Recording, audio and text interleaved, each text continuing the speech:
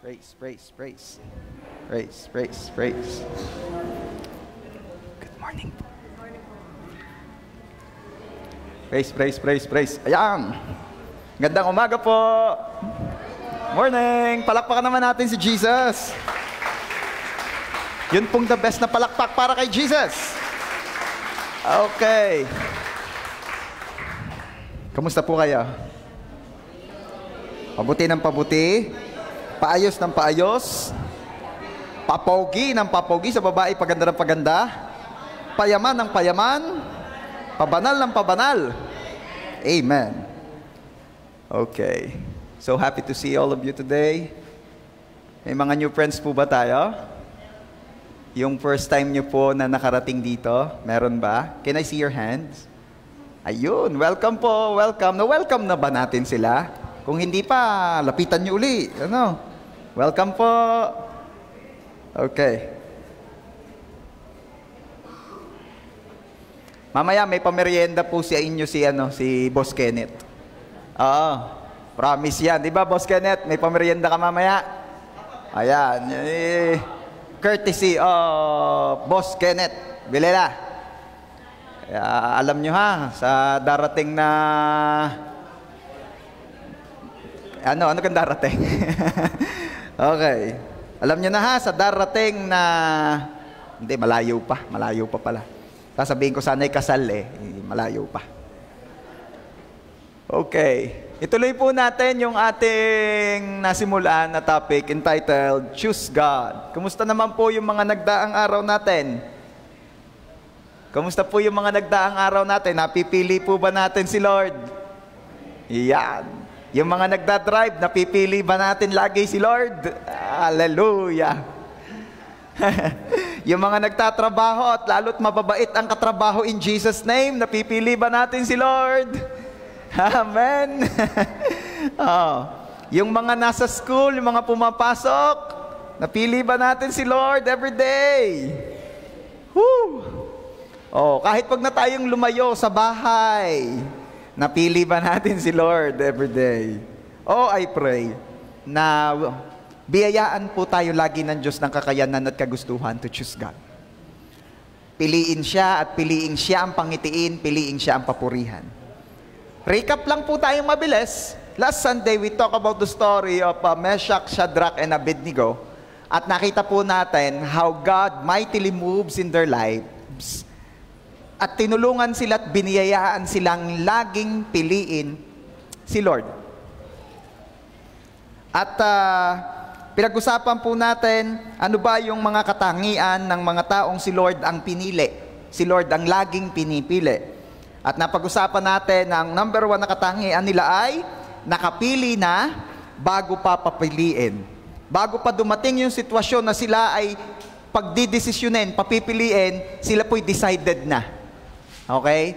That they are already decided to choose God and to glorify God. Ano pa? Pangalawang katangian po nila, silang mga pumipili lagi kay Lord ay pumili sila dahil iyon ang tama. Hindi sila pumili dahil yun ang madali.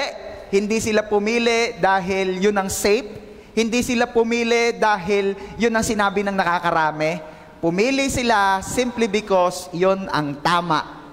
Kaya lagi po nating tatandaan, church, may mga pagkakataon na sa ating mga desisyon at pagpili, hindi na natin kailangan pang pahabain ang usapan, wala na tayong kailangan pang ipaliwanag. As long as what we're choosing ay tama, then manindigan po tayo doon at yun ang piliin natin. Sapat na pong dahilan na kaya yun ang pipiliin mo ay dahil yun ang tama. At ano nga uli ang tama? Kung ano ang sinabi ng Diyos, kung ano yung inline sa Kanyang will, kung ano yung nakita natin sa Kanyang karakter nung si Jesus ay narito sa lupa, kung ano ang pasok sa sinabi ng Diyos sa Kanyang salita. Ayan. Di sila pumili dahil yun ang safe, hindi sila pumili dahil may kapalit, hindi sila pumili dahil may blessing. Okay? At sa ating pong pagpapatuloy, itutuloy po natin yung ano pa ba yung mga under po nitong number 2. Pumili sila dahil tama. Okay? Ano pa ba yung under nito? And tayo po ay magpuproceed na sa letter C. Yan. At ano po yung letter C?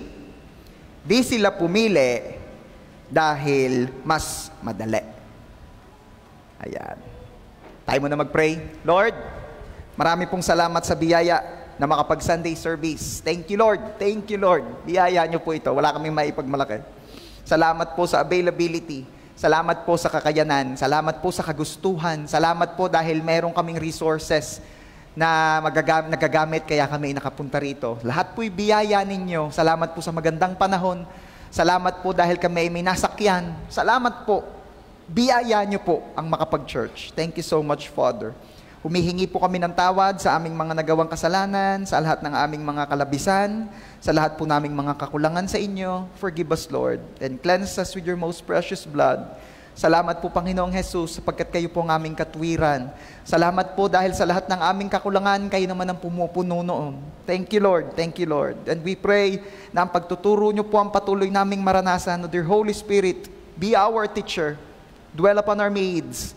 We need you. Thank you po sa wisdom. Salamat po sa biyayang maunawaan namin ang iyong salita. Turuan niyo po kami. Turuan niyo po kaming lahat. And we are declaring your complete victory alone and the defeat of the enemy in Jesus' name. Biyayaan niyo po kaming lahat na piliin ka lagi. Ikaw ang laging piliin. Salamat, Ama. We dedicate to you this Sunday service. Be blessed, O Lord, at bunga na lang po noon, mapapagpala ang inyong mga anak. Salamat po, Ama. To you alone, all the glory, all the honor. Ito po ang aming prayer in Jesus' name. And everybody shout and say, Amen. Pwede ba, bago ako magpatuloy, kamayan mo naman yung katabi mo, i-shake hand mo, sabihin mo, partner! Congratulations! Kasi pinili mo si God ngayong umaga. Alam nyo gang dapat lamang kinukongratulate mo yung katabi mo. Kasi pinili niyang i-worship si Lord ngayon. Sino po rito yung bago ka umalis, kinakawayan ka ng iyong tubal? Hi there, I miss you. It's been a while. Diba? Nakawayan tubal. Sino naman dito yung nakaway ang agew? Nagayong-gayo, pag tinatamaan ng hangin, nagayon ng agew. Hoy, baka naman mapapansin mo na ako, linggo ngayon. Sino yung mga tatay naman, ang nakaway sa iyo ay tabasin. Oh, nakaway na ang mga damaw, mataas na ang kugon. Diba? Ang mga bagin ay nasa kwarto na. Bagin ka talaga yung. Okay. Alam nyo, may ginawa ka na naman pagpili kanina eh. And you choose to attend. You choose to glorify God. Wow. Kaya, sabi ko sa iyo, dapat kinukongratulate mo yung katabi mo. Pwede ba palakpakan mo si Lord sa buhay niyang katabi mo? Praise God. At ako ay tuwan-tuwa. Alam niyo kung bakit? Kasi yung iba, nanganak ata ang baboy, pero naririto. Hindi ka? Alam niyo yung baboy, hindi basta maiwan-iwan yan eh. Bakit hindi daw maiwan-iwan? Ay dahil pagkakapirahan eh. Oh. Pero yan eh, kahit pabayaan nyo, maniwala kayo sa akin, kaya nilang alagaan ang kanilang mga anak. So happy to see Sister Linda. Ayan, welcome back po. Ayan. Aba, balikbayan yan. Praise God. Oh. Speaking of Sister Linda, nakauuwi lamang, pwede namang yan mamasyal. Pwede namang yan ay dapat ay nasa mga mall ngayon at naglilibang-libang, nag-aaliw-aliw pero she's here. She chose God. Praise God. Natutuwa po ako. Madami na po kasi akong na-encounter na nag-church, nagpa-pray kasi mag-abroad. Nung naipag-pray, nakapag-abroad, nakauwi na, nakaalis na uli, hindi man lang naramdaman. But I praise God sa buhay po ni Sister Linda. Praise God. Palakpakan nga ulit natin si Lord. Okay. Humanda kayo. Yung mga ka-life group na Sis Linda, napakaraming kwento niyan. Humanda kayo. Okay. Sina Meshach, Shadrach at Abednego po ay pumiling i-glorify si God kahit ang kapalit po noon ay sila ay ihahagis sa nagniningas na pugon o sa naglalagablab na horno.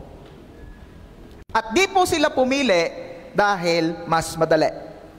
Daniel chapter 3 verse 15 says, "Iniuutos ko sa inyong lumuhod kayo at sumamba sa ipinagawa kong rebulto sa sandaling marinig ninyo ang tunog ng mga instrumento." Ito po ang sabi ni Haring Nebukadnezar. "Kung hindi, ipahahagis ko kayo sa naglalagablab na pugon. Sa palagay nyo, may Diyos na makakapagligtas sa inyo mula sa aking kapangyarihan?" Hindi po madali ang sitwasyon ng tatlo ng time na yan.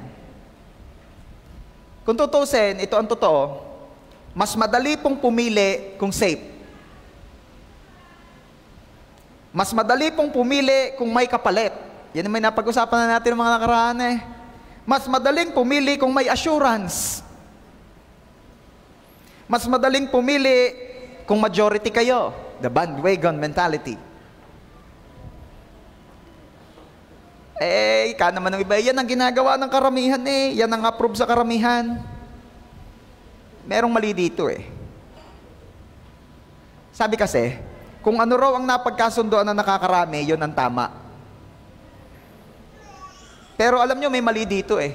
Bakit? Because democracy and righteousness ay hindi pareho. Okay? Ang righteousness ay hindi democracy. Ang pagiging matuwid ay hindi ibinabase sa kung gaano karami ang naniniwalang yun ang tama at yun ang katuwiran. Nagbotohan po sa isang bansa, na to mention na kung anong bansa yon, pero magkaka-idea naman kayo pag narinig nyo ang buong kwento. Nagbotohan po sa isang bansa, if they will allow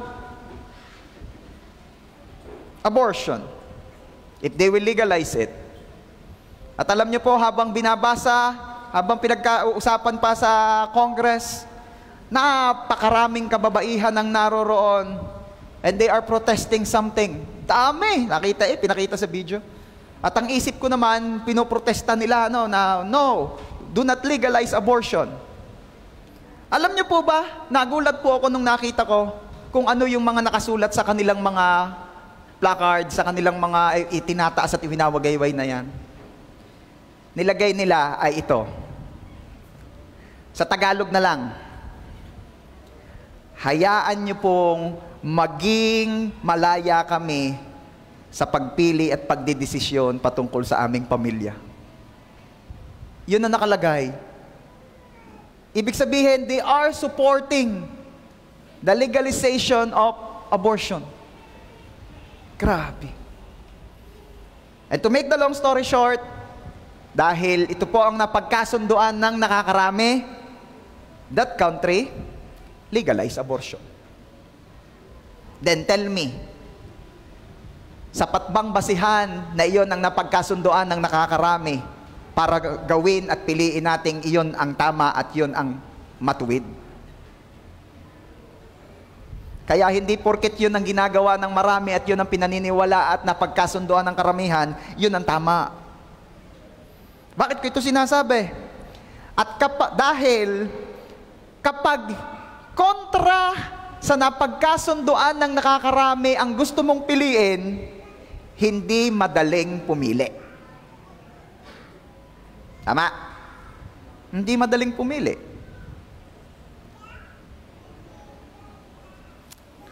Ang pagiging majority ay hindi pwedeng gawing basihan ng kung ano ang tama. Hindi porket majority ay tama na agad. Diba? Sino nakarinig dito, majority wins. Pero hindi porket majority ay tama na agad. At may sasabihin po ako sa inyo, church, majority against God and His words is not majority at all. Nakakarami man, pero kontra sa Diyos at sa Kanyang salita at sa Kanyang prinsipyo, hindi majority ang tawag dyan. Alam nyo kung ano ang totoong majority? Tanungin niyo ako, Pastor, ano po yun? Ikaw plus God equals majority. Anong sabi ko? Ikaw, you, plus God equals majority. Dadalwalaan po kami, pastor. Lahat po sila bumoto para din sa isang bagay na itong alam ko naman pong hindi kalooban ng Diyos. Dalawa lang po kami ni Lord. Huwag mong laangin dahil ang kasama mo ay ang kalahat-lahatan.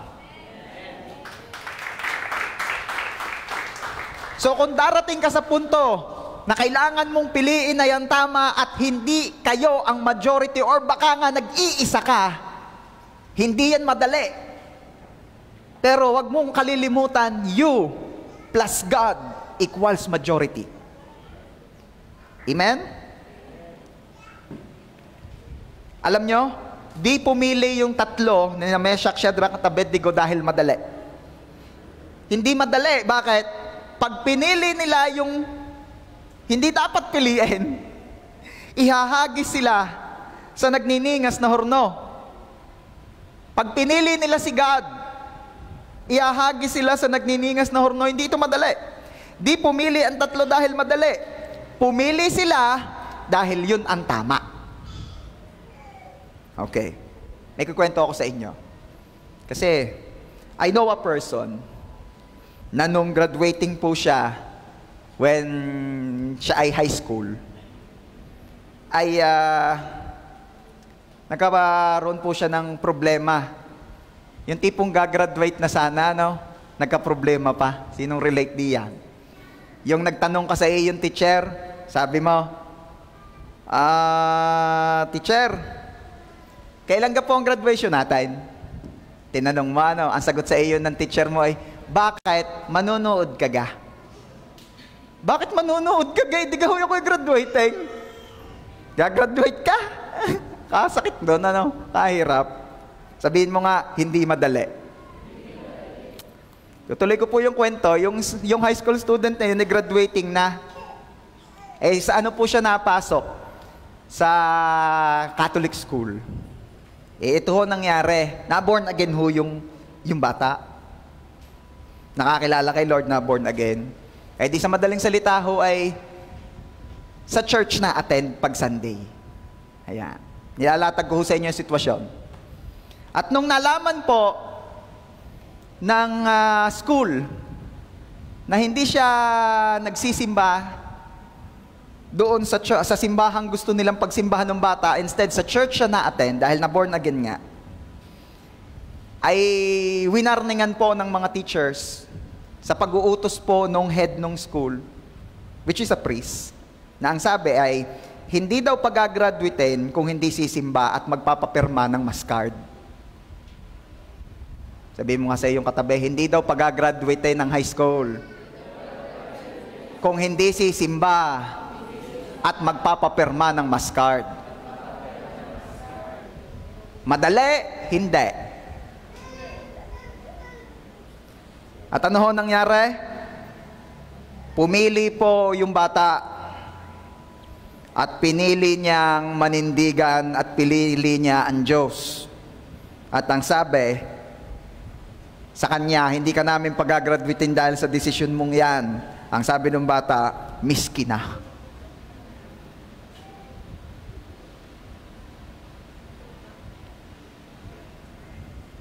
Ay hindi ho kung makakagraduate. Pumili ho yung bata, hindi dahil madali. Pumili ho yung bata dahil yon ang tama. Di po madali ang manindigan sa tama. Madaling manindigan kung walang kakaharaping problema. Iba ang usapan pag may nag-aantay sa iyong nagniningas na horno.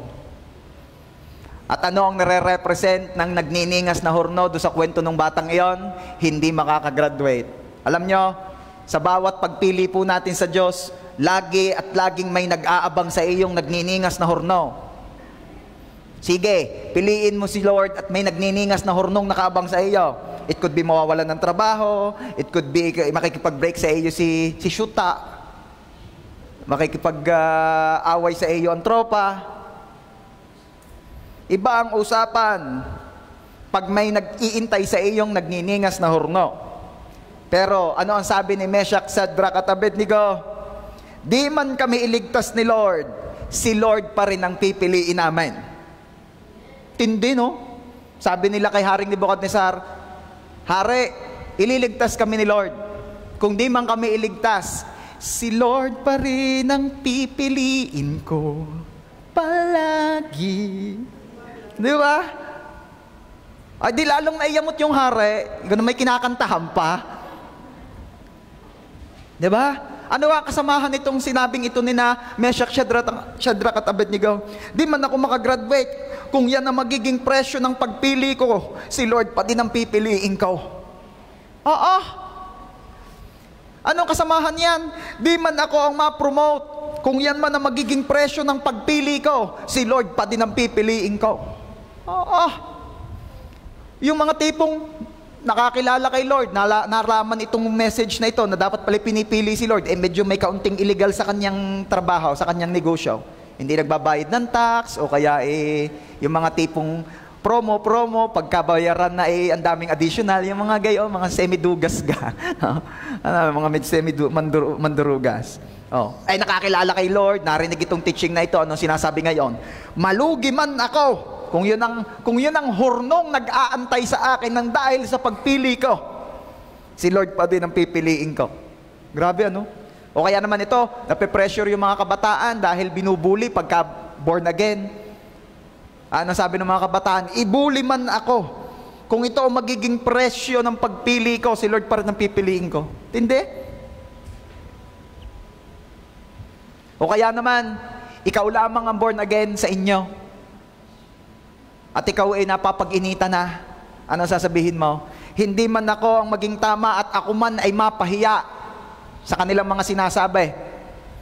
Kung iyon ang magiging presyo ng pagpili ko, kung iyon ang magiging hurnong nagniningas para sa akin dahil sa pagpili ko kay Lord, si Lord pa din ang pipiliin ko. Church, pagtawanan ka man ngayon ng mga tao dito dahil sa pinili mo, sinisigurado ko namang pinapalakpakan ka sa langit at hinahangaan ka ng Diyos mo. Hanggang saan ka naman ang tawa ng mga iya? Kung halimbawang may 10 nagtatatawa sa iyo, mabuhay ang mga yan ng hanggang 80 anyos at magkang-uutas na hari na waay, magkang-uutas na nga after 80 years. Hindi hanggang doon lang ang pangangansyaw ng mga yon. Pero yung palakpakan at papuri at pagpuri na gagawin sa atin sa langit, hanggang eternity yon. Sige nga, palakpakan mo si Lord. Imagine nyo ang halakhakan at kantsaw ng mga galit kay Meshach, Shadrach at Abednego nung time na yon. Imagine nyo, yan napagdali na natin yung tatlong yan. Igay, lechon yan.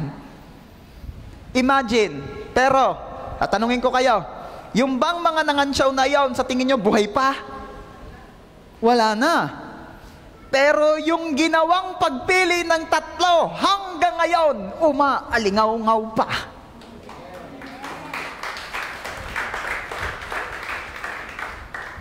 Choose God. Choose God. Hanggang saan aabot ang pangangansyaw ng mga yan? Hanggang saan aabot yung nagniningas na hurnong iyan? Mamaya na may patay na yan. Mamaya wala ng gatong yan. Pero yung pagpili mo sa Diyos, hanggang langit, pag-uusapan pa yan.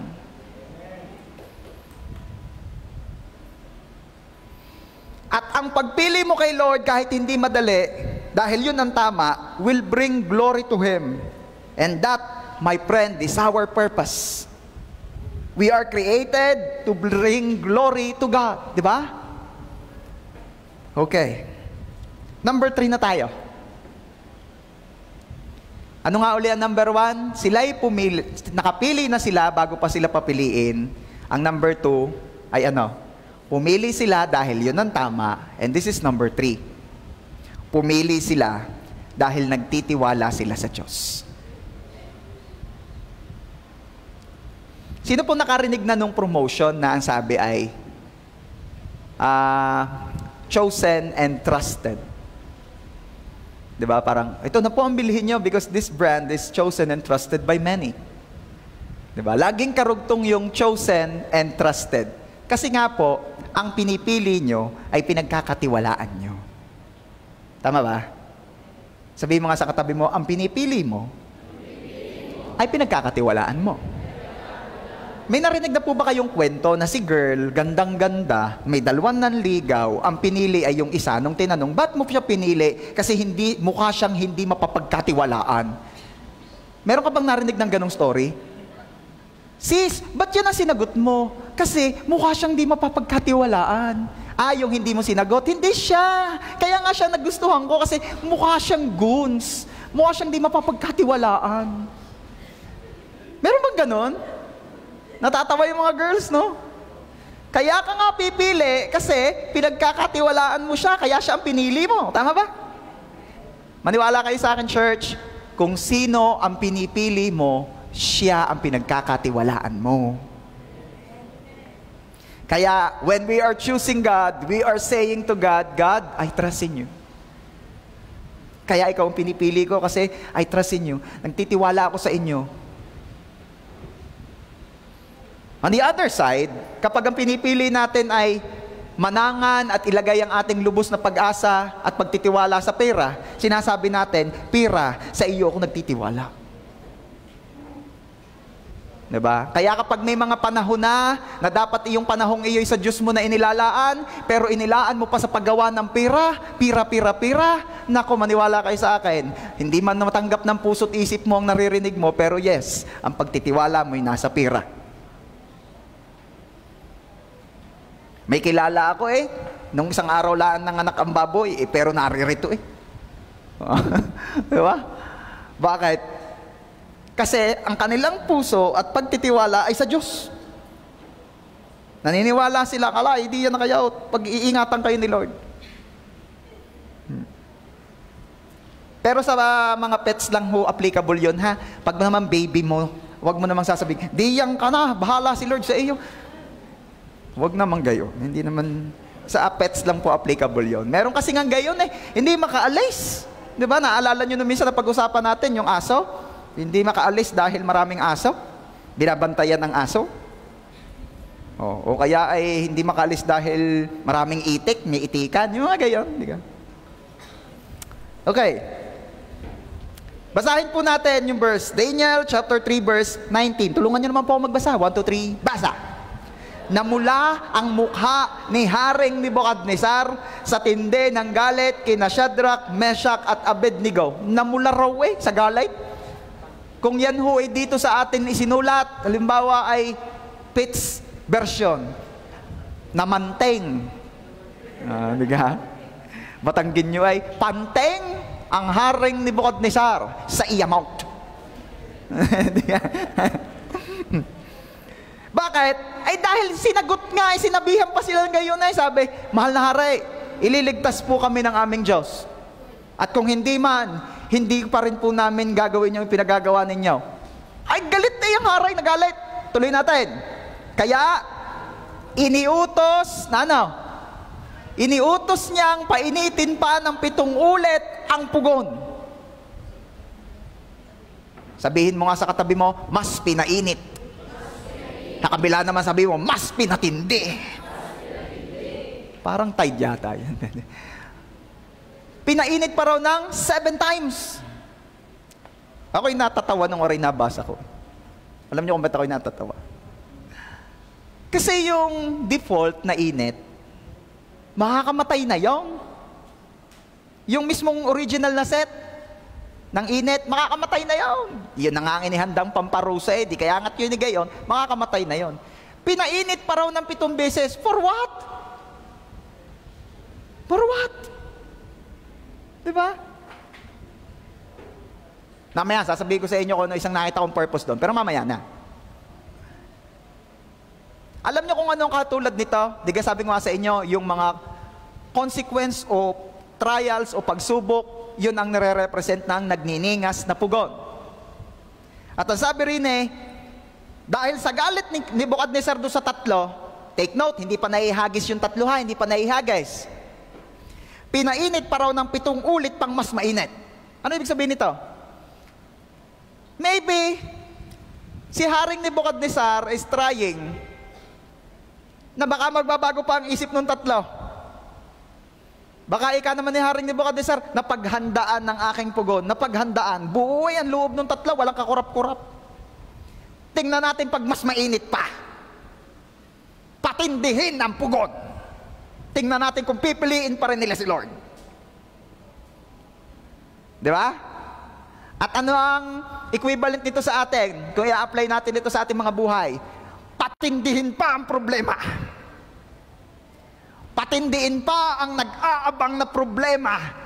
Tingnan natin kung pipiliin pa rin si Lord. Di ba? Yung mga parang case nung kinakwento ko sa inyo kanina na hindi ka makakagraduate.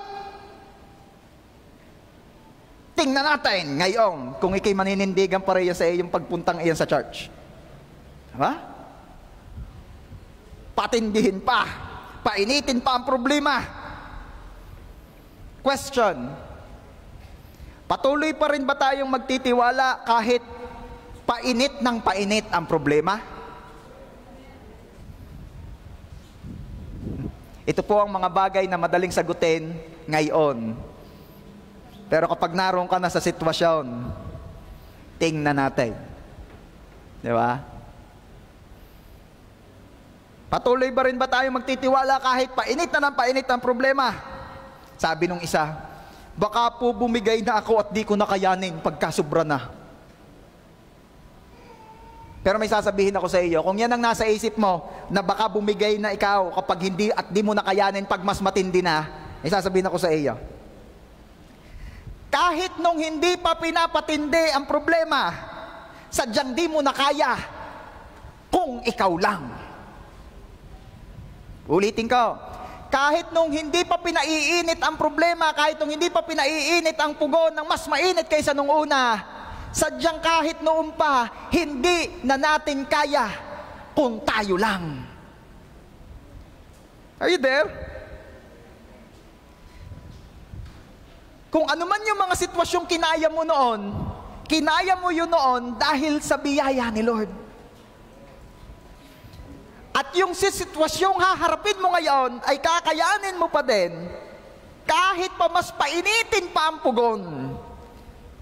Dahil si Lord pa rin naman ang kasama mo at tutulong sa'yo. Amen? Sabihin mo nga, nagtitiwala. Paano ba nabibuild yung trust? Yung trust kasi, ano yan eh, nabibuild yan eh. Over time, hindi yan tiwalang-tiwala ka kagad. Parang sinusubok ng panahon. Sinusubok ng panahon ng sitwasyon.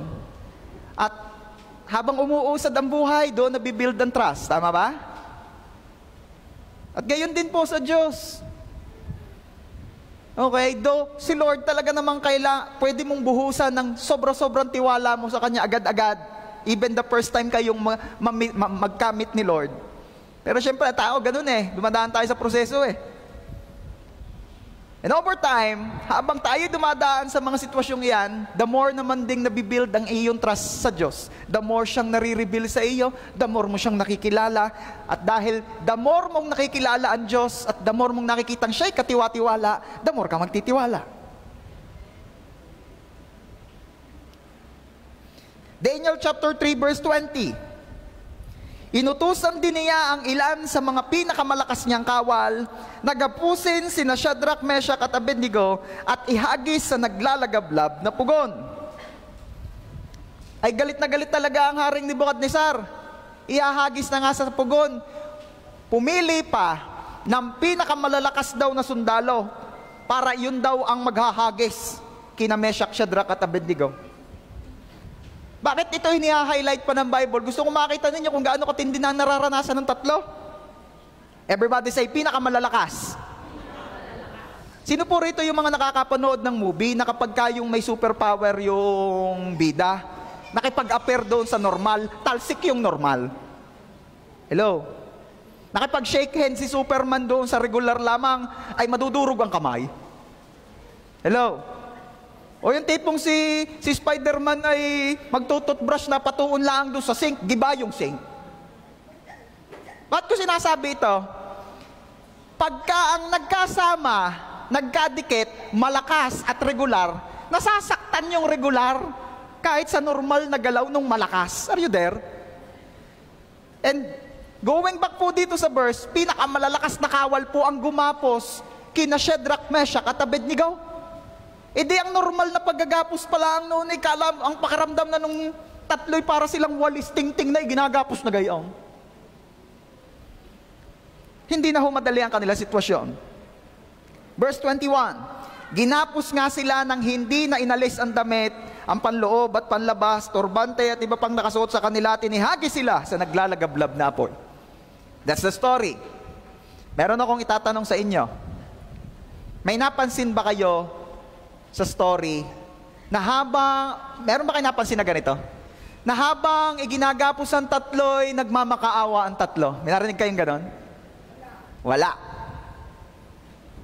O may nakita ba tayo doon sa story na habang sila'y inihahagis sa apoy, ay nagsalita ang isa at sinabi, Diyos ko, bakit mo ko pinabayaan?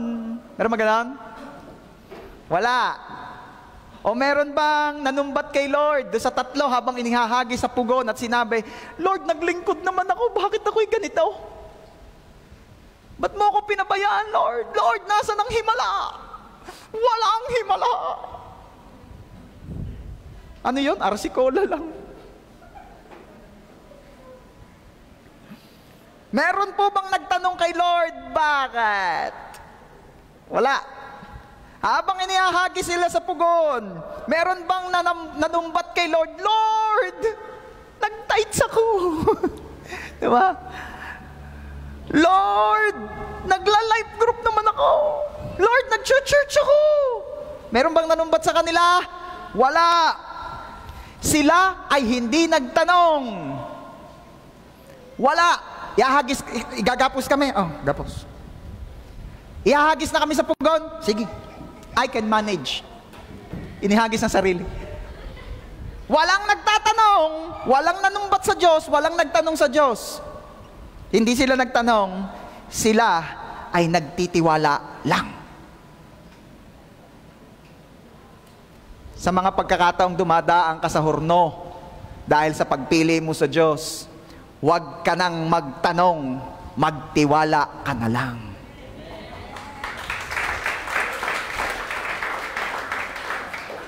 Wala ka mang sabihing verbal na pinipili mo si Lord at pinipili mo kung anong gusto ni Lord. Pero yung habang dinahagis ka sa horno o sa pugon ng sitwasyon o ng pagsubok ng buhay ay hindi ka nagtatanong at ikay nagtitiwala, kapatid, sabi ko sa iyo, nakapili ka na nun. Nakapili ka na. Dahil sa pagtitiwala mo yung nakapili ka na. Ngayon po, pag-usapan natin, baka naman sabihin nyo, puro hirap itong ating pinag-uusapan ito, magdadalawang linggo na. May good news naman yan. Pag-usapan po natin, ano ang ginagawa ni Lord sa mga pumili sa Kanya? Wow! Kung itong mga nauna natin pinag-usapan ay mga ginawa o katangian ng mga taong pinili si Lord, ano naman ang ginagawa ni Lord sa mga pumili sa Kanya? At sinong gustong marinig, malaman ang ginagawa ni Lord sa mga pumipili sa Kanya? Amen. By the way, sino po rito yung pinili niya si Lord? Obvious naman, narito kayo eh. Ano ang ginagawa ni Lord sa mga pumili sa Kanya? Letter A, pinagtatanggol. Yan. Hindi mo kailangan si tanggol para ikay ipagtanggol. Ang kailangan mo ipiliin si Lord at siya ang magtatanggol sa iyo. Daniel chapter 3 verse 22. Dahil sa mahigpit ang utos ng hari na patindihin ang init ng pugon, lumabas ang apoy, kaya nasunog at namatay ang mga kawal na nagdala kina Shadrach, Meshach at Abednego. Alam nyo sa ibang bersyon ang nakalagay po, sa sobrang init ng pugon, namatay sa darang ang mga kawal. Alam nyo yung darang? Alam nyo yung darang? Yun ang una bago ang daring. Yun tumawa, matalino. Pang matalino yung joke ko eh. Yung darang ho, yung init. Hindi na, yun na rin kayong hulab. Yun na rin yung hulab. Singaw. Parang alam ko na kung saan pupunta yan. Hulab, singaw. Parang di naligo eh. No?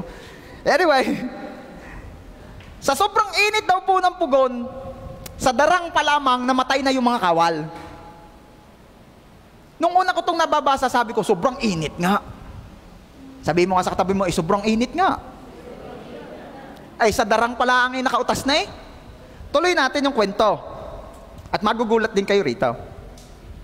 Samantala, nakagapos pa rin na bumagsak sa naglalagablab na apoy ang 3 kabataan.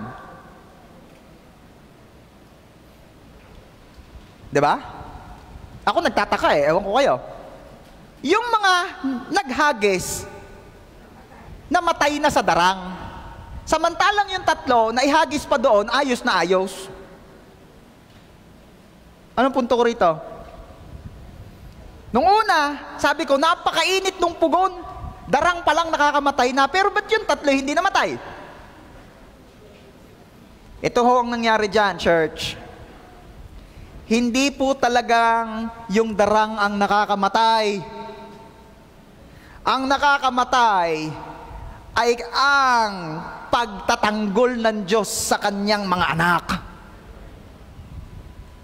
Sabihin mo nga sa iyong katabi, mahirap kalaban ang Diyos. Alam mo bang nung pinili mo si Lord, inilagay mo ang iyong sarili sa kanyang pagliligtas. Sinabi mo kay Lord, Lord, iyo ako.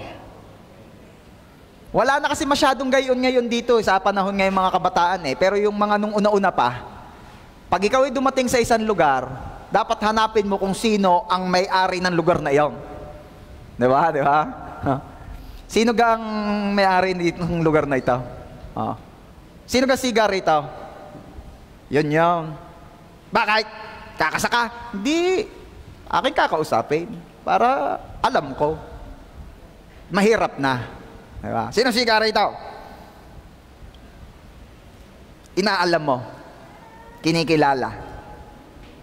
At syempre, kapag kampi ka na nung siga, you are under his protection. Hanggat nasa teritoryo ka niya. Tama? Diba? Alam nyo, nung pinili mo si Lord, sinasabi mo kay Lord na, Lord, I am under your protection. I am submitting my life to you, and my life is under your protection. At lahat ng lalaban o gagawa ng masama sa iyo, Diyos ang kalaban nila. Katindi na rin. Ay ano nangyari? Siguro gay sinasaktan, hinaharas ng mga sundalo yung 3, ay pinatay denon din. Church, may mga pagkakataon talaga na may mga taong nagpapagamit sa demonyo. May mga taong nagpapagamit sa kaaway to harm God's people. Kaya, wag na kayong magulat kung may mga nang-i-scam. Wag na kayong magulat kung may mga nagnanakaw, nandadaya. Wag na kayong magulat kung may mga nangsasalbahe. Kabait-bait mo naman, katinu-tinu mo, kaayos-ayos ng pakikisama mo, merong nang-aaway, merong basta ka na lang pagtitripan.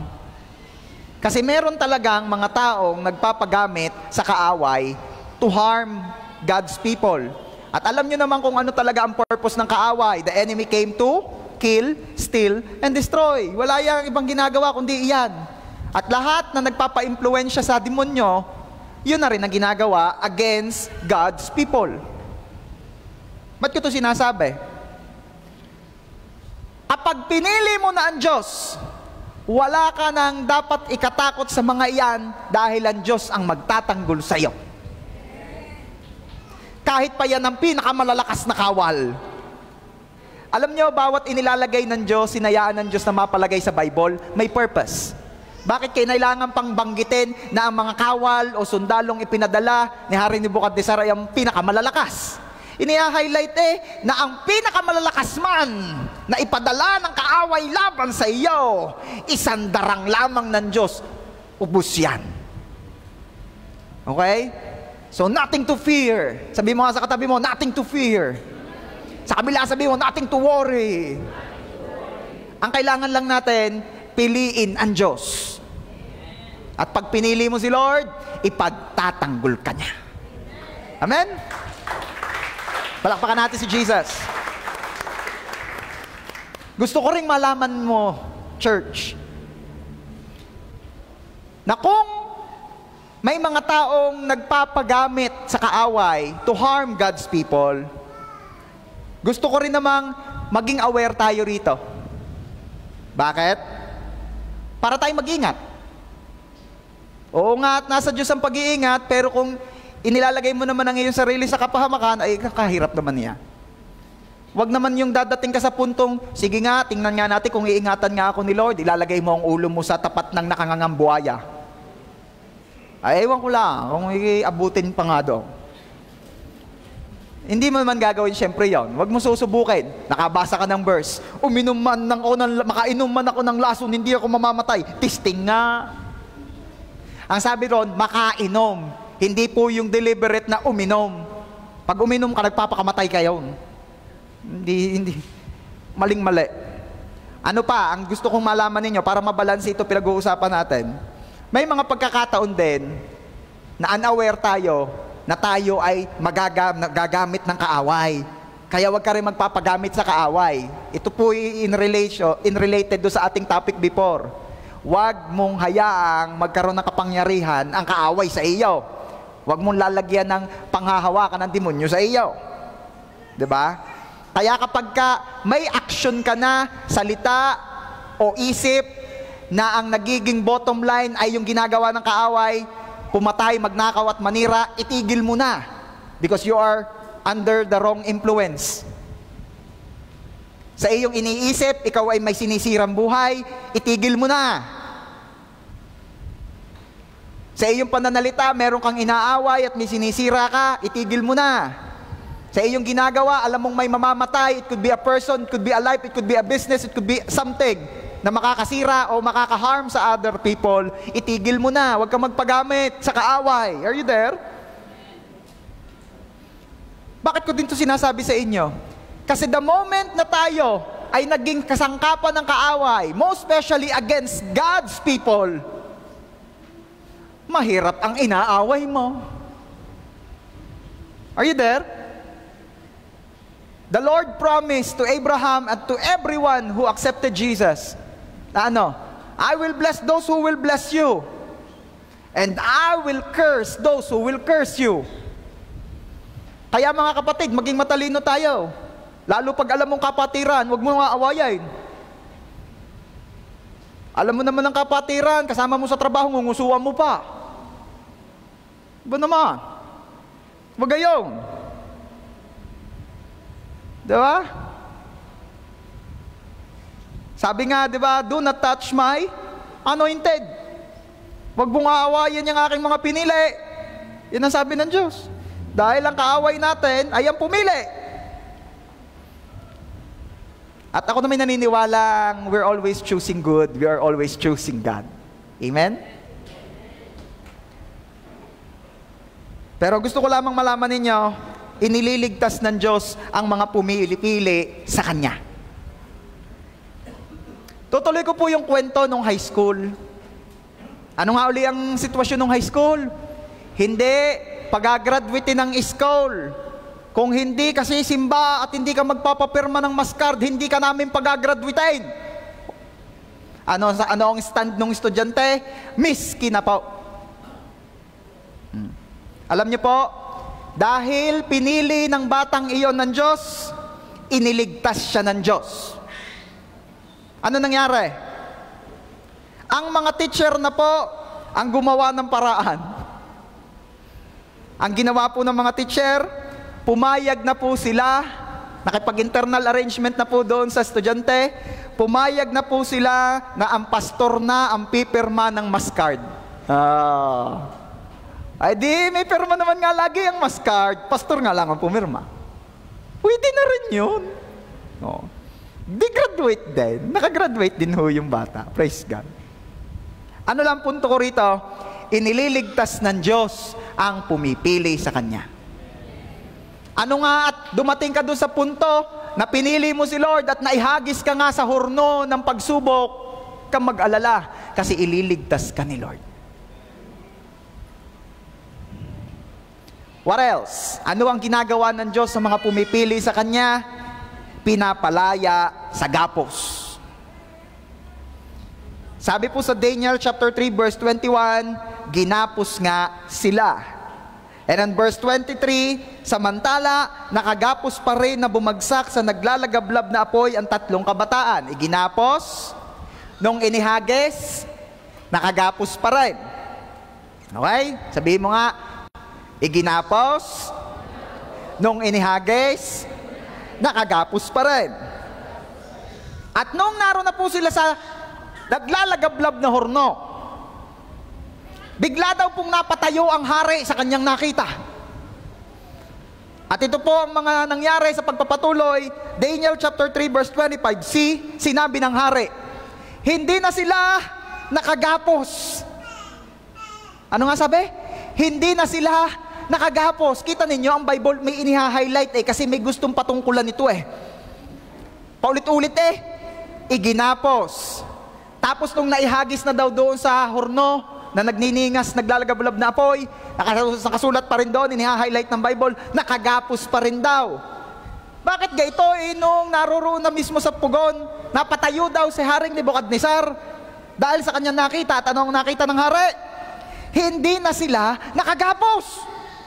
Sino nagtanggal ng gapos? Paano nawala ang gapos? Alam niyo po, church, the moment na pinili mo ang Diyos, Diyos na mismo ang magpapalaya sa iyo.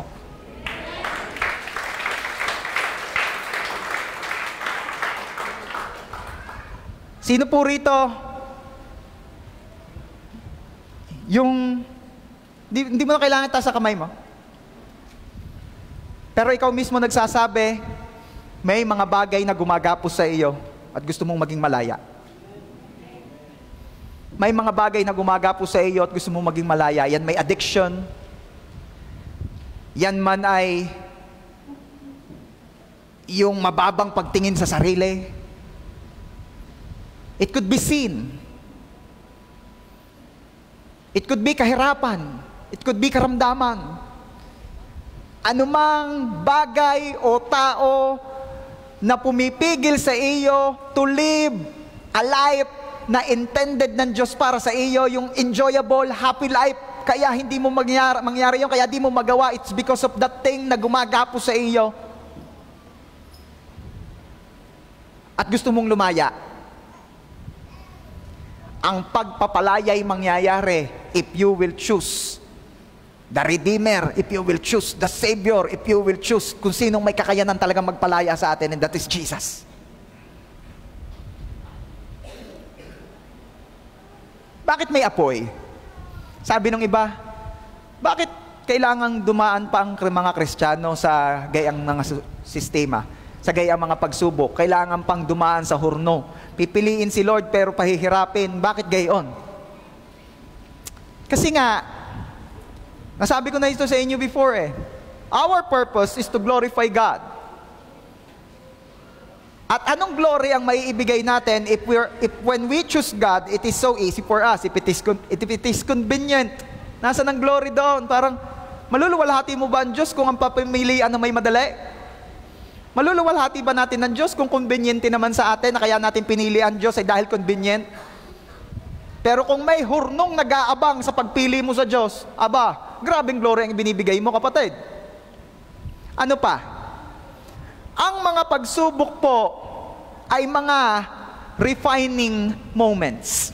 Sabihin mo nga dyan sa katabi mo, refine. Ang isa daw palang ginto ay talagang kailangang idaan mo sa apoy para ma-check ang purity. Walang ibang paraan. Kung gusto mo talagang malamang pure ang gold, idinadaan sa apoy. At lahat ng impurities ng gold na iyo'y masusunog, makukonsume. Sobrang init ng apoy na pinagdadaanan. Susunugin lahat ng hindi gold. Ang matitira lang ay gold. At paglabas naman noon doon, dalisay na, pure na gold. At yan ang goal ng Diyos sa ating lahat. Ang makamukha natin siya. Sino rito, yun na din ang gusto. Makamukha mo si Jesus. At kailangang maging pure Kailangang idaan tayo sa apoy at i-consume ng apoy na iyon ang lahat ng impurities para paglabas mo doon, makamukha mo na si Jesus. Ano ang napansin ninyo? Paglagay sa pugon nung tatlo, nasunog po ba yung tatlo? Tanong ko po kayo, nasunog po ba yung tatlo? Hindi. Pero nawala ang gapos. Anong ibig kong sabihin? Hindi nasunog yung tatlo, yung gapos ang nawala. Yung gapos ang nasunog. Church, huwag kang malungkot pagdating ng problema. Dahil ang problema ay ipinadala, hindi para sunugin ka, kundi para sunugin ang gumagapos sa'yo. Ang intensyon ng Diyos sa pagsubok ay not to consume you, but to consume the thing that gapos you. Sino ho rito sa totoo lamang nagtino ka nung may pinagdaanan kang pagsubok sa buhay? Doon ka nagtino. Yung kahit anong pangaral ng ama't ina mo, hindi ka nakikinig. Pero nung nadaanan mo yung sinasabi sa iyo ng iyong ama't inang pagdadaanan mo pag hindi ka nakinig, doon ka nagbait. Ako yun, ako. Alam ko kayo, hindi, mababait kayo eh. Nakailang beses na sinabi, huwag, huwag, huwag, huwag, hindi ako nakinig. At yung, natisting ako, doon ako nagbait. Sino na nakaka-relate ngayon kay Pastor? Hindi pa rin, mababait talaga kayo.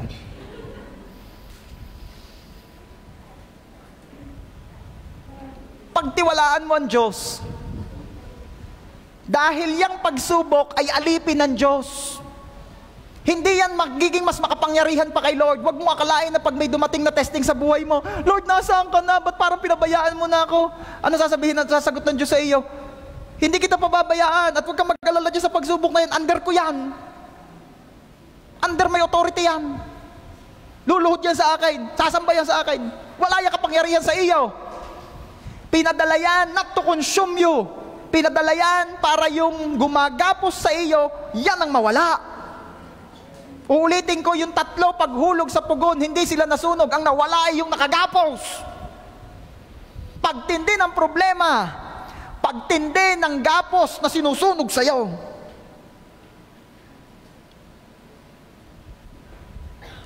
Kaya, pag-aralan mo. Church, pag-aralan natin kung ano yung pinagdadaanan mo dahil it could be, kaya ganyan ang pinagdadaanan mo, may dinidil si Lord sa iyo. Sino mag-a-agree sa akin dito?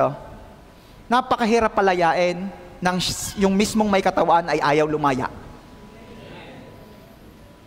Sabi ng mga terorista doon sa kinidnap, akin na yung iyong gapos, malaya ka na. Sabi nung kinidnap, wag, nag-i-enjoy na ako dito, kagaling nga dito, hindi nagtatrabaho, pinakakain, sinusubuan pa nga. Ha? Ay, yung mga kasama mo, nagpatikaran na, nung tinanggal namin ang gapos, akin ang gapos mo, tatanggalin na rin at maghuhulog na raw ng bombaritaw. Takbo na! Pinapalaya ka na namin! Ala, huwag na eh. Pag ako'y umuwi sa amin, paglilinisin na naman ako ng bahay. Pag ako'y umuwi sa amin, ako na naman maghuhugas lagi ng plato, tsaka magpapasok na naman, dami-dami na kao. Eh, may mga, yung thesis namin eh, hindi pa nga approve yung, di ninakaw. Yain na, napakahirap palayain nang ayaw naman mismong lumaya. Hello? Kaya ano nangyayari? Tumitindi ang apoy.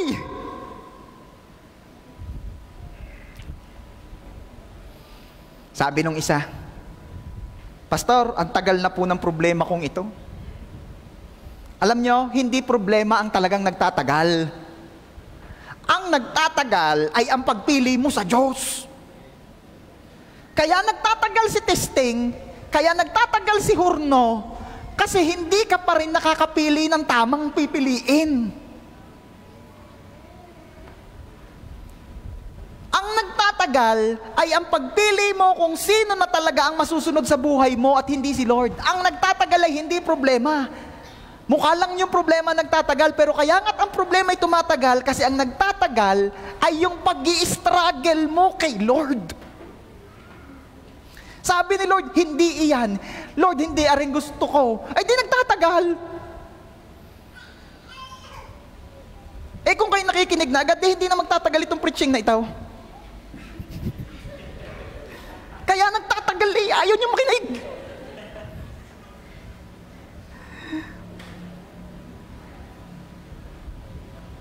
Kaya nagtatagal kasi ayaw mo pang ibigay ang gapos. Nakagapos ka na nga mahal na mahal mo pa sige, dito ka lamang, huwag ka nga alis. Sige lang, igapos mo ko. Igapos mo ko, huwag ka nga alis. Sabay kakanta pa. Alam kong mali na, pero di ko kayang bumitaw. Ika'y nasasaktan, umiinit ang pugon, lalong nagtatagal. At edited na po yung mga lyrics sa pahuli. Alam mong mali na pero ayaw mong bumitaw. Kaya tumatagal ang pagsubok, tumitindi ang init ng pugon. Bakit? Sasabihin naman ng isa, hindi kasi talaga ako mahal ng Diyos, kaya niya ako pinaparusahan. Kapatid, hindi yan parusa. Pinaiinit niya para bumitaw ka na. Dahil ganito tayo kamahal ni Lord na hindi niya tayo iiwan sa sitwasyong yan. Dahil alam niya, if you will not choose God, you are choosing death.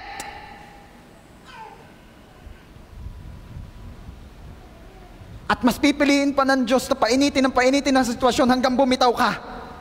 Kaysa naman for eternity kang maiinitan at susunugin, tutupukin sa hell. Gayong ang kamahal ng Diyos. Ganon tayong kamahal ng Diyos na kahit sa sarili mo, ililigtas ka niya. Kung sarili mo na ang kumukonsume sa'yo. Lalong pinainit ang horno, lalong lumalaki ang problema, lalong pinaiinit ang horno para mas mabilis sunog agad. Yun ang purpose ni Haring Nebuchadnezzar. Sa iyamot niya doon sa tatlo, sabay, painitin pa ng 7 bisis yan. Bakit? Para hindi na tuwang magtagal. Pagka-shoot, patay agad yung mga yan. Yamot na yamot diya sa mga yan. Yun yun. Lalong lumalaki ang problema. Kung nararanasan mo at napapansin mo, lumalala ang problema, pastor. Pinili ko na si Lord, pero ba't parang lumalala lalo ang problema? Huwag kang mag-alala, kapatid. Lalong lumalaki ang problema kasi pinapabilis na ni Lord ang pagpapalaya sa iyo sa gapos mo. Pinatitindi, pinaiinit para makonsume na agad totally yung gumagapo sa buhay mo. It could be addiction, it could be immorality, it could be masamang ugali, it could be matigas na ulo. Mas pinainit kasi kung di kakinayang basagin dun sa unang init, babasagin ka sa susunod na init. Ang lahat ng pumipili sa Diyos, pinapalaya niya sa gapos. Amen. Palakpakan natin si Jesus. What else? Sinasamahan ng Diyos. Hindi po nangako ang Diyos na walang pugon. Ang pangako niya, sasamahan kanya kahit sa pugon. Hebrews chapter 13 verse 5, sinabi ng Diyos, hindi ko kayo iiwan o pababayaan man. I will never leave you nor forsake you. Ayun ang pangako ni Lord. Hindi nangako si Lord ng bed of roses, pero nangako siya na kahit pahumiga ka sa bed of nails, sasamahan ka niya. Balikan natin yung story, Daniel chapter 3 verse 24. Habang nakatingin si Haring Nebuchadnezzar, bigla siyang tumayo sa laki ng kanyang pagkamangha. Ano kaya nagpamangha kay Haring Nebuchadnezzar dito? Tinanong niya ang kanyang mga opisyal, hindi ba 3 lang ang itinapon sa apoy? Sumagot sila, opo, mahal na hari. Kino-confirm ni Haring Nebuchadnezzar, digay 3 yung pinahagis ka. Opo, bakit po? Verse 25, sinabi ng hari, tingnan ninyo, 4 na ang nakikita kong palakad-lakad sa gitna ng apoy. Yung 3 inihagis nung tiningnan ng hari, 4 na daw. Nangyari dun? Hindi na sila nakagapos at hindi sila nasusunog. At ano ang description ni Haring Nebuchadnezzar doon sa pang-4? At ang isa sa kanila ay parang Diyos. Hallelujah. Sabihin mo nga dyan sa katabi mo, ang lahat ng pumipili kay Lord, sinasamahan ni Lord kahit sa pugon ng buhay. Grabe, palakpakan natin si Jesus.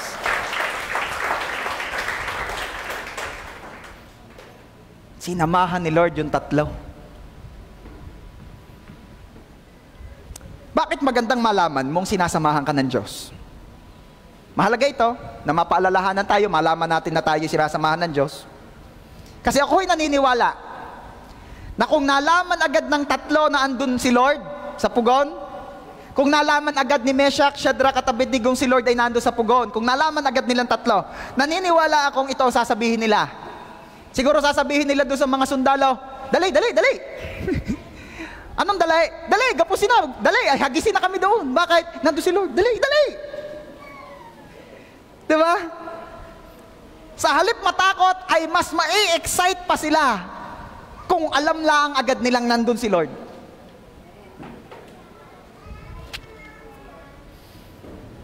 Ano ang connection dito sa atin?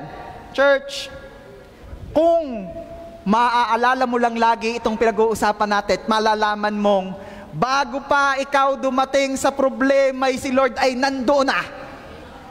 Hindi ka na matatakot at mag-aalala sa problema pag ko sasabihin mo, bilis excited ako dahil nandun si Lord sa gitna ng problema. Woo! Kung alam lang ng mga disipulo nung gabing sila'y binabagyo sa gitna ng lawa na si Jesus ay nasa gitna ng bagyo, ika naman ng mga yun, bilis-bilis yan sagwan at nandun si Jesus sa gitna ng bagyo. Dahil hindi sila aware, hindi nila alam na nandun si Jesus sa gitna ng bagyo at sasamahan sila ni Jesus kahit sa bagyo. Hindi nila alam Kaya ano nangyari sa kanila? Sila'y natakot, sila'y nangamba. Akala nila sila'y mamamatay na. Kaya kapatid, kung may kinakaharap ka ngayong bagyo, kung may kinakaharap ka ngayong hurno, pugon ng buhay at tinetesting ka o papasok ka pa lang, ihahagis ka pa lang. Mayroon akong good news sa iyo. Nandun na si Lord. Nauna na si Lord. Bago pa dumating ang problema mo, nandun na si Lord at sasamahan ka niya. Ano pinagbabasihan mo niyan, Pastor? Yung pangako niya na I will never leave you nor forsake you. Kasama na rin yung kahit nasa problema ka, kasama mo pa rin ang Diyos. Sasamahan ka pa rin ng Diyos.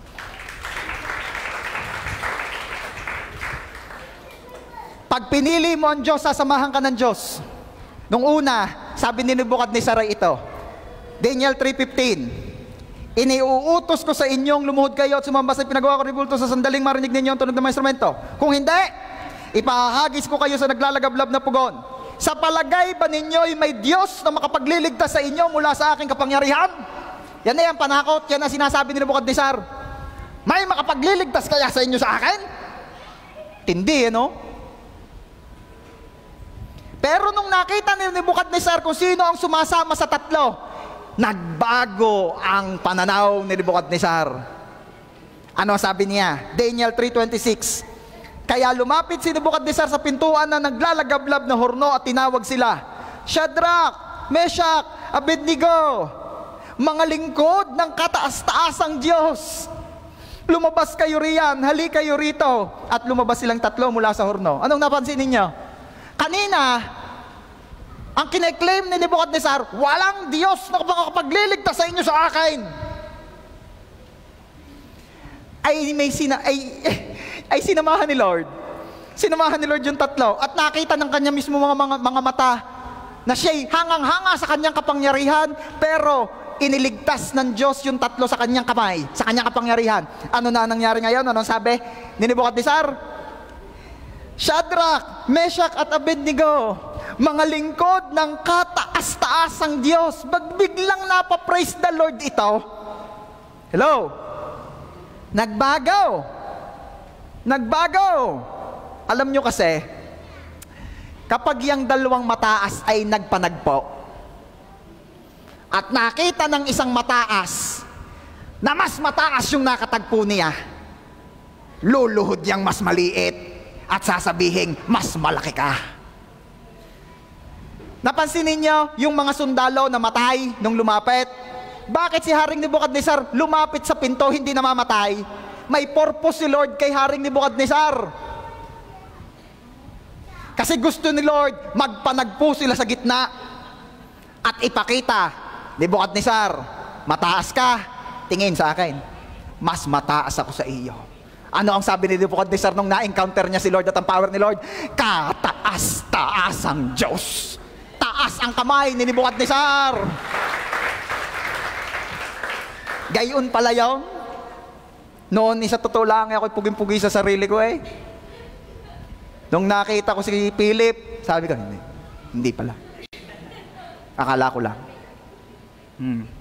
Nung ako'y high school, tangkad na tangkad ako doon sa kaklase kong 6-footer. Nung ako'y nag-college, nakakita ko mga varsity sa Lasal 6'5", 6'6". Tapos ngayon, napapanood ko yung si Wimby 7'5", 7'4". Ang tatangkad, ano? Eh, yung ipinagawang rebulto na Nebuchadnezzar, 90 feet. At yun ang pinagmamalaki ni Nebuchadnezzar. Pero, nung na-encounter niya si Lord, nung na-encounter niya ang power ni Lord, anong sabi ni Nebuchadnezzar? Kataas-taas ang Diyos. Oh, alam niyo, church, may mga pagkakataon na parang tayo si Nebuchadnezzar eh. Kaya kinakailangan pa nating padaanin sa horno ng nagniningas na pugon para ma-encounter mo at makita mong hindi si Ralph ang mataas kundi ang Diyos. Hindi si Ralph ang magaling kundi ang Diyos.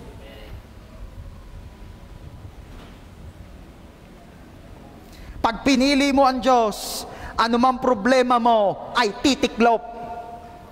Ano? Sino talaga ang problema ni Meshach, Shadrach at Abednego nung time na yon? Yung bang horno? Ang problema nila ay si Nebuchadnezzar. Ano ba naman mangyayari doon sa horno? Wala mang bait yun. Wala rin naman gagawin yung mga sundalo, malibang sabihin ni Nebuchadnezzar. Ang problema talaga ng tatlo, si Haring Nebuchadnezzar. Pero ulitin ko, pag pinili mo ang Diyos, anumang problema mo ay titiklop, luluhod, sasamba, at manliliit dyan sa sumasama sa iyo. At sino yon? Si Lord. Sabi nung isa, alam ko pong kasama ko ang Diyos.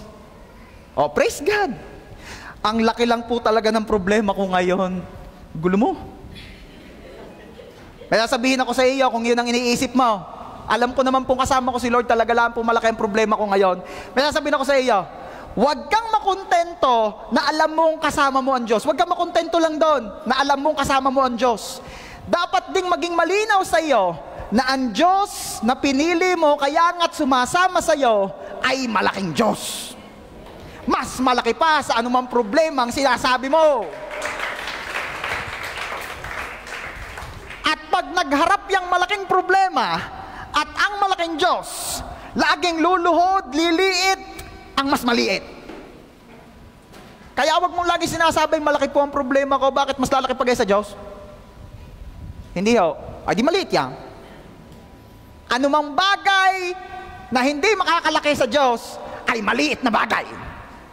Sabi mo sa katabi mo, anumang bagay miski ay problema na hindi lalaki pa sa Diyos ay maliit na bagay.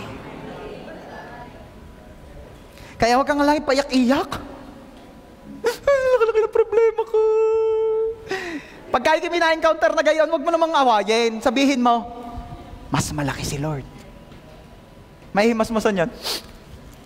Sayang ang luha, mas malaki si Lord. Sayang ang emosyon, mas malaki si Lord. Diba? Ang laki-laki ng babayaran ko. Ano sasabihin mo? Bye-bye. Diyan ka na. Hindi. Mas malaki si Lord. God will provide.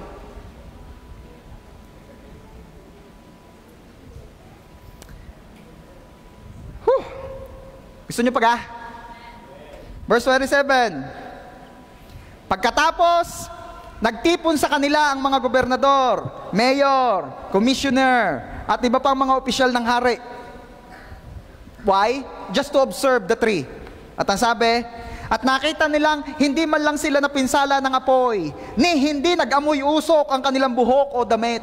Sino rito yung pagpupunta ka sa church, ayaw mo nang may madadaanan kang silab at nag-aamoy usok ka kagad? Di ka? Yung kung pwede lamang angat ang puwit mo sa tricycle ano, pag may dadaan ng silab. Nako. Pero ano sabi, description doon sa tatlo? Hindi man lang daw nag-amoy usok, amoy kulon. Tindi. Ni hindi nag-amoy usok ang kanilang buhok o damit. Ano ang aking gustong malaman ninyo rito? Itong tatlo dumaan sa pagsubok, pero dahil pinili nila si Lord at ang sumasama sa kanila si Lord, hindi halatang dumaan sa pagsubok. Church, lahat ng pipili sa Diyos, at dahil pinili nga niya ang Diyos ay sasamahan ng Diyos, dumaan ka man sa problema, hindi halata. Diba? Sino rito yung naka-encounter na ng ganon? Nagkwentuhan kayo, nasabi mo may pinagdaanan kang problema o pagsubok sa buhay, tapos nasagot sa iyo, talaga? Dumaan ka pala doon? Hindi halata. Hindi halata. May pinagdaanan ka pala? Akala ko'y ayos na ayos ka. May pinagdaanan ka talaga. Tapos sasabihin mo, alam mo kung ba't hindi halata? Kasi ang Diyos ang bumuhat sa akin. Kasi hindi ako ang dumaan. Hindi ako ang dumaan. Buhat-buhat ako ng Diyos, ang Diyos ang dumaan para sa akin. Hindi ako nag-isang dumaan, kaya hindi ko naramdaman, kaya hindi halata. Yung tatlo, hindi man lang daw nag-amoy usok. Kaya kapatid, may pinagdadaanan ka man ngayon, di ko alam kung ano sitwasyon mo pero alam ni Lord. Piliin mo ang Diyos.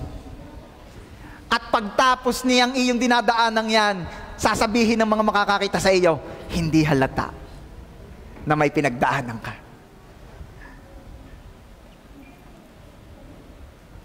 Ano pa ang ginagawa ng Diyos sa mga pumipili sa Kanya? Letter D, nakakawin. Sino rito ang gusto makawin? Ano ba ibig sabihin, pastor, nung nakakawin? Yung nakakapag-akay palapit kay Lord, yung nakakapag-invite, yung nakakapagsama sa church. Basahin natin yung verse, Daniel 3:28. Dahil dito, sinabi ni Haring Nebukadnezar, purihin ng Diyos ni Shadrach, Meshach at Abednego. Alam ninyo yung haring gustong pumatay ng Kristiyano kanina, siya mismo na born again. Yung hari kaninang gustong pumatay ng mga sumasamba sa tunay na Diyos, ang ngayon nagsasabi, purihin ng Diyos ni Shadrach, Meshach at Abednego.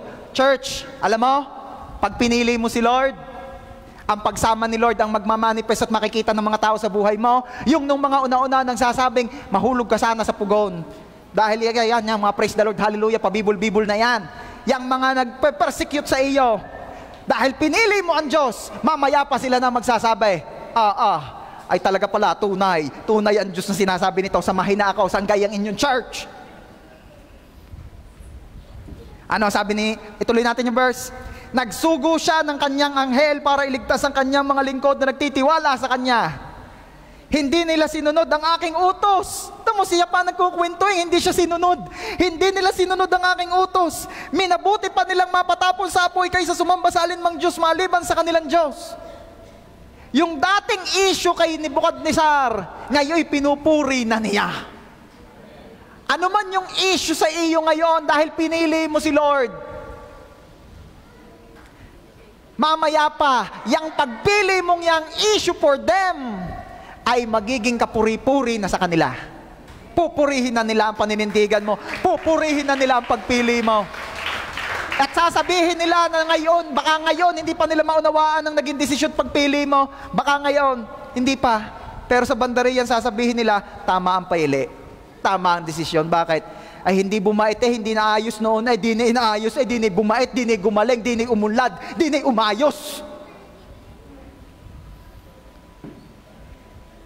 Palakpakan nga natin si Lord. Grabe si Lord. At dahil kayo pumalakpak pa, itutuloy ko pa. Daniel 3:29, sabi ni Haring Nebukadnezar, kaya iniuutos ko na ang sino man tao sa alinman bansa, lahi o wika na magsasalita ng masama laban sa Diyos ni Shadrach, Meshach at Abednego ay pagpuputol-putulin ng katawan. Pagkakahigpit. Yung kaninang kaaway at kaninang problema at doon inililigtas ni Lord yung tatlo, ngayon siya nang tagapagligtas ng mga Kristiyano. Ano sabi ko? Yung kaninang problema, ngayon naging pagpapala na. Yung kaninang doon inililigtas ni Lord yung tatlo sa kamay ni Nebuchadnezzar, ngayon si Nebuchadnezzar na ang tagapagtanggol ng mga Kristiyano. Ano sabi? Lahat daw na magsasalita ng masama laban sa Diyos ay pagpuputol-putulin ng katawan at wawasakan ng kanilang mga bahay. Kabrutal. Sapagkat walang Diyos na makapagliligtas katulad ng kanilang Diyos. Hallelujah.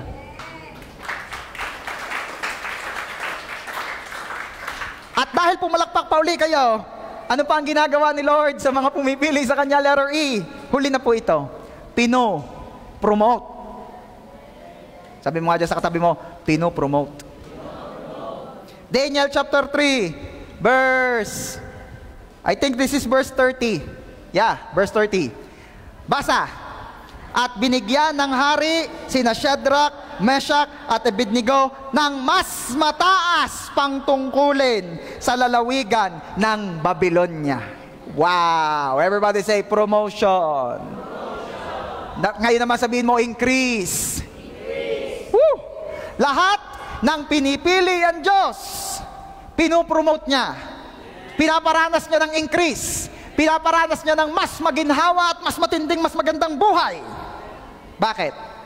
Aba naman, pinili mo ang Diyos di pipiliin ka din May kailangang i-promote. Pinili mo ang Diyos, ikaw ang ipapipili ng Diyos. May kailangang increasean. Pinili mo ang Diyos, ikaw ang ipapipili ng Diyos. Ang Diyos ay marunong. Alangan namang ang pipiliin niya yung hindi napili sa Kanya. Ang pipiliin niya ay yung pumili sa Kanya, yung Kanya. Are you there? Piliin mo ang Diyos at ipapipili ka din niya. Di ba? Baka may karibal dito. Piliin mo si Lord, ipapipili ka ni Lord. Di ba? Wala po akong karibal. Ay, di good for you. Hindi rin lang ako sasagutin. Yun lang. Di piliin mo si Lord at ipapipili ka ni Lord. Amen. Sino na-bless? Palakpakan natin si Jesus. Come on, let's stand up. Piliin mo ang Diyos. Piliin natin ang Diyos. At ang Diyos ay sulit na sulit piliin si Lord. Sulit na sulit piliin si Lord.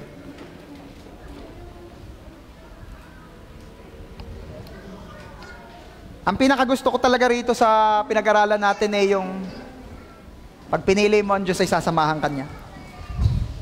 Bakit?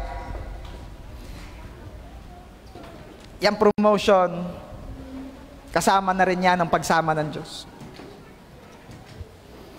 Blessings, etc. Kasama na lahat yan, package na. At ang lagi ko sinasabi, ang pagsama ng Diyos ang magpapaiba sa'yo. Halos pare-pareho lang naman sa itsura, sa buhay, kung tutusin.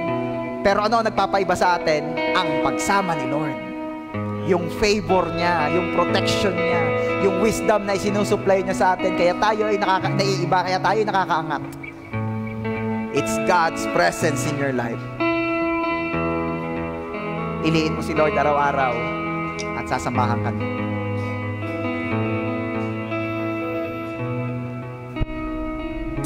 Pwede ba habang nakayuko at nakapikit po tayo? Pwede ba kausapin mo si Lord? Pwede bang sabihin mo sa Kanya ngayon? Though maaaring ito'y nagawa mo na marami ng beses, pero ngayon, hayaan mo, let's grab this opportunity to talk to Him. At sabihin nating lahat, Lord, pinipili ka namin. Jesus, pinipili kita. Come on. Sabihin mo ito na nanggagaling sa iyong puso. Come on, sabihin mo, pinipili kita, Lord. Pinipili kita, Jesus. Pinipili kita araw-araw. Pinipili kita mayat maya. Pinipili kita. Gusto ko'y ikaw, Lord. I choose you. I choose God. I choose you, Lord. Ikaw ang gusto ko. Ikaw ang gusto ko. Hindi yung bisyo. Hindi yung kasalanan. Hindi yung mga bagay na ino-offer ng mundong ito. Sawa na ako sa mga Diyos-Diyosang iyan ng buhay ko. na hindi naman din ako kayang iligtas, na hindi rin naman ako kayang pasayahin. Sawang-sawa na ako sa mga Diyos-Diyosang iyan ng buhay ko. Not even myself. Sawang-sawa na ako trying to please myself. Nakakapagod, nakakasawa, nakakadrain. And now, I am deciding, I am choosing you, Lord. Be my Lord. Be my God. Be the King of my life. I am yours, Lord. I am yours. Pwede ba sabihin natin lahat, I choose you, God. I am yours. You are my Lord. You are my King. You are my God. Let me pray for you, church. Father, narinig niyo po ang prayer ng bawat isa. Narinig niyo po ang dalangin ng bawat isa ng aming mga puso. Na kami po ay desidido. Pumili na kami ngayon bago pa kami papiliin sa mga susunod na pagkakataon ng buhay. Desidido na kami, we are choosing you, Lord. And we are choosing na mamuhay ayon sa pagkalikha mo sa amin, and that is to glorify your name. Salamat, Lord, dahil sasamahan mo kami. Salamat, Lord, dahil ipagtatanggol mo kami. Salamat, Lord, dahil ang iyong pabor ay nasa amin. Salamat, Lord, dahil ang pagpili namin sa iyo ang pinakamagandang bagay na aming gagawin. Thank you, Lord. And I pray and declare in Jesus' name na sa biyaya po ninyo and all for your glory, araw-araw, maya't maya, piliin ka namin. Salamat, Lord, to you alone. All the glory and honor. Ito po ang aming prayer in Jesus' name. And everybody say, Amen. Praise God.